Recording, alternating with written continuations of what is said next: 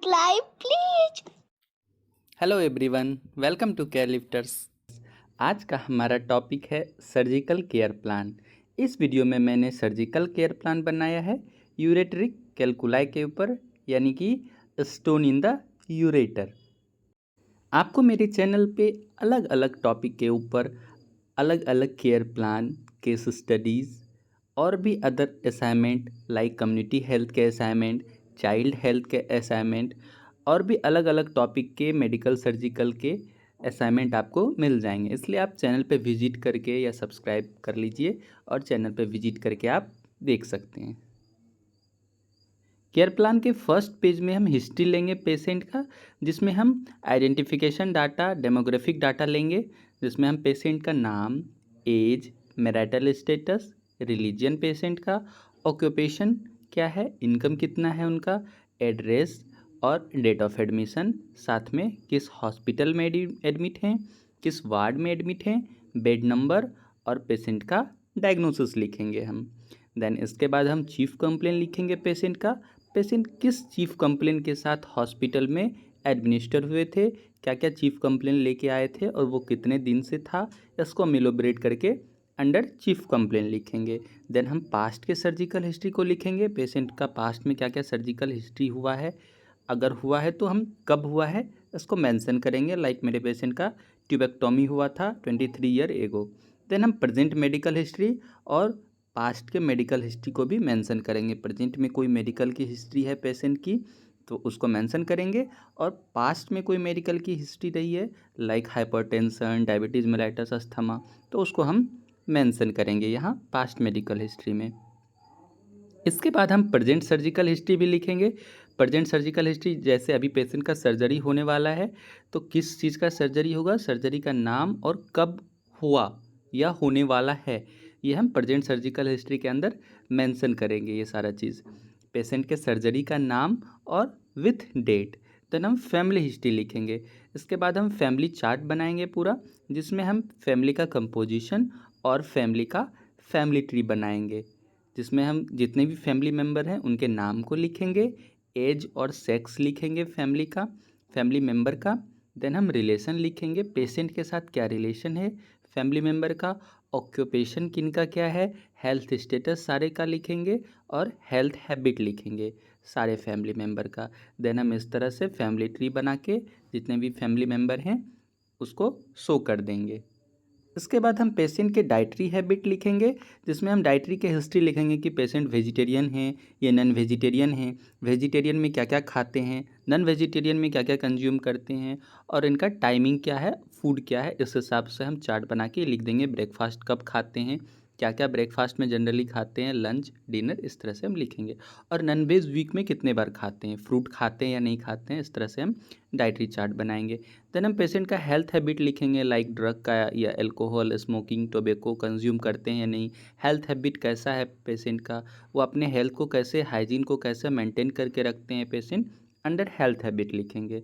इसके बाद हम सोशियो इकोनॉमिक हिस्ट्री लिखेंगे पेशेंट का, यानी कि इसके अंदर हम लिखेंगे पेशेंट का इकोनॉमिक कंडीशन कैसा है, कितने फैमिली मेम्बर हैं, उसमें से कितने अर्निंग हैं, अर्निंग मेंबर हैं, कितने अर्न करते हैं और उनका फैमिली का इनकम क्या है, फैमिली इनकम क्या है, पर कैपिटा इनकम कितना है, यानी कि पर कैपिटा इनकम हम monthly income divided by number of family member लिखते हैं, कितने फैमिली मेम्बर हैं, इस हिसाब से हम पर कैपिटा इनकम निकाल लेंगे। देन हम पेशेंट का फिजिकल एग्जामिन करेंगे। फिजिकल एग्जामिन में पहले हम वाइटल साइन चेक करेंगे पेशेंट का। वाइटल साइन में temperature, pulse, respiration, blood pressure हम पेशेंट का मेज़र करेंगे। देन हम हाइट और वेट लिखेंगे पेशेंट का, कितना हाइट और कितना वेट है। इसके बाद हम हेड टू फुट तक का एग्जामिन करेंगे, जिसमें सबसे पहले हम जनरल अपीयरेंस देखेंगे, पेशेंट का जनरल अपीयरेंस कैसा है।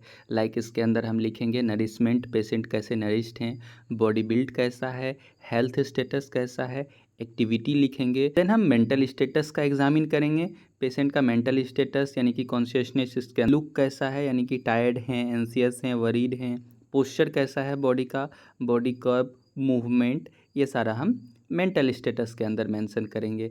इसके बाद हम स्किन का कंडीशन लिखेंगे। स्किन का कंडीशन में हम स्किन का कलर, पेशेंट के स्किन के कलर को मेंशन करेंगे, टेक्सचर कैसा है, ड्राइनेस है, रिंकलिंग है, टेम्परेचर, लेशन, हम स्किन कंडीशन के अंदर लिखेंगे। देन हम हेड एंड फेस का एग्जामिन करेंगे, उसके बाद हम आई का एग्जामिन करेंगे, उसके बाद हम एयर का एग्जामिन करेंगे जिसमें हम एक्सटर्नल ईयर, टिम्पेनिक मेम्ब्रेन और हियरिंग का करेंगे। नोज़ का हम एग्जामिन करेंगे जिसमें हम नॉस्ट्रिल वगैरह देखेंगे, एक्सटर्नल नोज़ देखेंगे। फिर हम माउथ एंड फेरिक्स का एग्जामिन करेंगे, इसमें हम लिप देखेंगे, पेशेंट का लिप कैसा है, ड्राई है, रेडनेस है। ऑर्डर देखेंगे माउथ का, टीथ, म्यूकस मेम्ब्रेन, टंग, इस तरह से हम एग्जामिन करेंगे। इसके बाद हम नेक का एग्जामिन करेंगे, देन हम चेस्ट का एग्जामिन करेंगे, एब्डोमेन का एग्जामिन करेंगे। एब्डोमेन में हम ऑब्जर्व करेंगे, एस्कल्टेट करेंगे, पाल्पेट करके एक्सट्रीमिटीज़ का एग्जामिन करेंगे। इसके बाद हम जेनाइटल और रेक्टम का करेंगे। लास्ट में हम न्यूरोलॉजिकल टेस्ट करेंगे पेशेंट का, जिसमें हम कोऑर्डिनेशन टेस्ट करेंगे, कोऑर्डिनेट कर पा रहे नहीं पेशेंट। इसके बाद हम पेशेंट के लिए ड्रग चार्ट यानी कि मेडिकेशन चार्ट बनाएंगे, जिसमें पेशेंट के जितने भी मेडिकेशन चल रहे हैं इसके नाम को लिखेंगे। जैसे पहले मैंने एक मेडिकेशन का नाम लिखा, इंजेक्शन जून, फिर इसका क्या कंपोजिशन है, फार्माकोलॉजिकल नाम, ये एक कॉलम में लिखेंगे।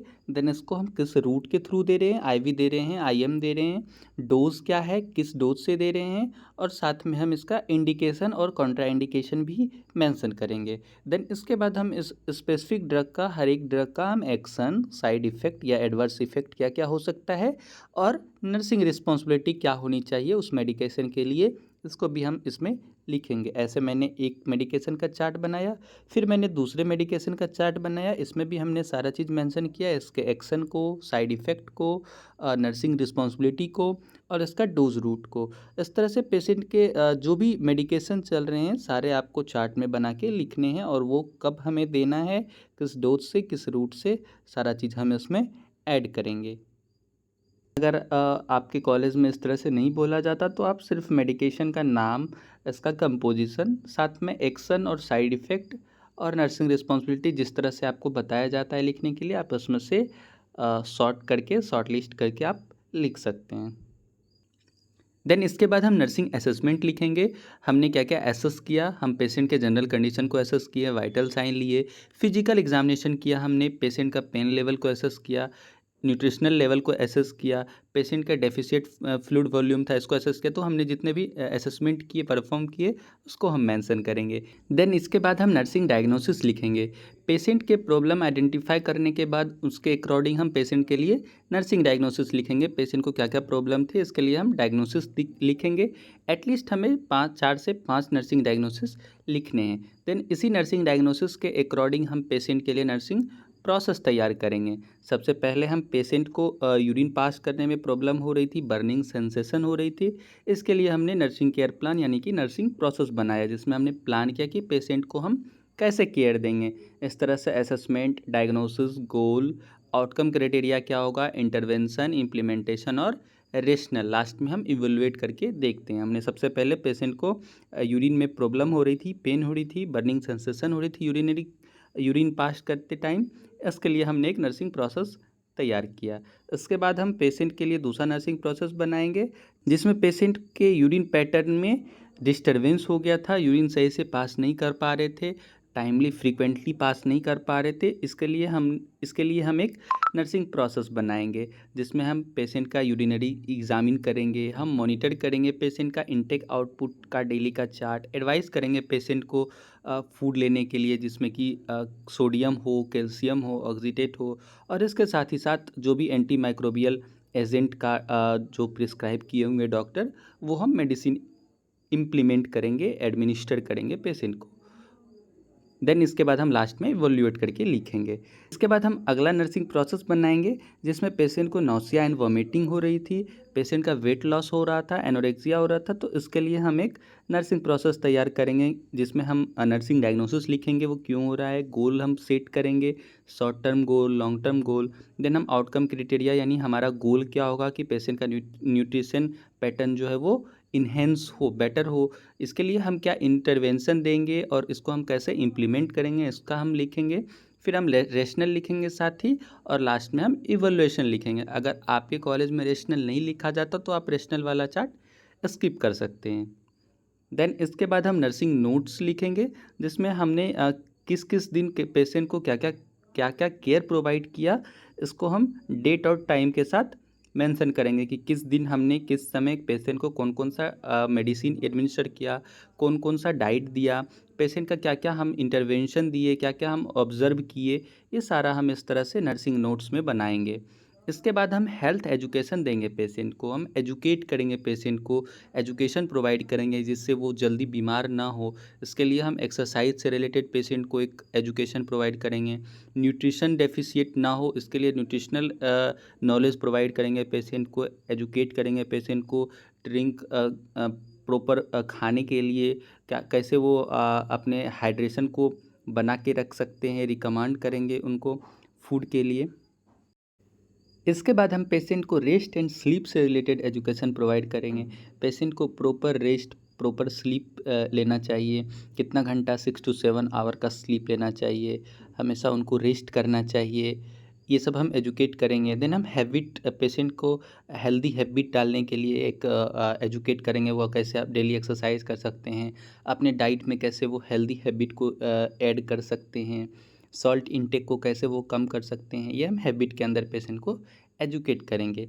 इसके बाद हम फॉलो अप देंगे पेशेंट को। फॉलो अप के लिए वो पेशेंट कब आ सकते हैं, कब वो अपना फिर से चेकअप कराने के लिए फिर से डॉक्टर से विजिट कर सकते हैं कि उनका कितना इम्प्रूवमेंट हुआ है, इसके लिए फिर हम फॉलो अप देंगे पेशेंट को। देन हम लास्ट में बिब्लियोग्राफी लिखेंगे। इसके साथ साथ आप समरी और कंक्लूजन भी लिख सकते हैं, जो मैंने इस वीडियो में नहीं लिखा है, आप दूसरे वीडियो में चेकआउट करके देख सकते हैं। अगर वीडियो पसंद आई हो तो चैनल को सब्सक्राइब ज़रूर कर लीजिएगा।